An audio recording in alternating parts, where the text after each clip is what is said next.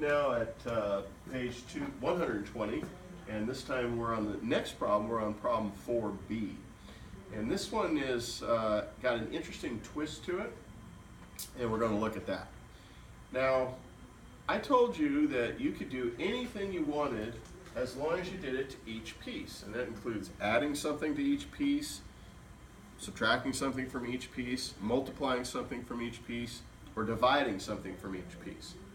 Now, you may be thinking to yourself that, well, he also said that we want x's in the middle, numbers on either side. So I'm done here. Well, when you have a negative x, that's really a pain. When you try to do that on a graph, or you just try to do that mentally, that's not fun. So there's a way to get rid of that and turn it into a positive. All right? Here's how we do it. If you divide any number by 1, let's say you divide 3 by 1, you come up with the same answer, 3. If you divide x by 1, you come up with the same thing, x. Now, if you were to divide a positive by a negative, you would come up with the same answer, but it's going to flip the sign. And so, let's say you had 3 divided by negative 1. A positive divided by a negative is a negative. So see what happened there? We went from 3 to negative 3. So if I were to take x and divide it by negative 1, I would wind up with negative x. Okay? All right, that's interesting. Now, you may also remember that if you have a negative and you divide it by a negative, that comes out to a positive. So if you have negative 3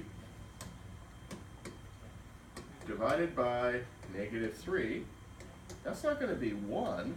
I'm sorry, that's not going to be negative 1. That's going to be 1. Negative divided by a negative is a positive. So let's use that to get this guy to be positive. We're going to divide him by, wait for it, you knew this was coming, divided by negative 1. Now I have a negative divided by a negative, I'm using 1, so that becomes x. Now as I said, I got to be fair about this. I got to divide everybody by negative 1. So negative 2 divided by negative 1 becomes 2. And this is a positive 6. So a positive divided by a negative becomes a negative. Now there's one little twist to this, and we're going to cover this in a different video, or you can reference it. You might have referenced it earlier. It's what happens when you divide by a negative in these type of problems. So look at that video because it gets too long to explain here. These signs flip. Notice how they were going this way. When you divide by a negative, you can do that, but you need to flip your signs. So your final answer for that problem, 4b, is going to be x is less than 2, but greater than negative 6. So, hope you found that helpful with working out 4b.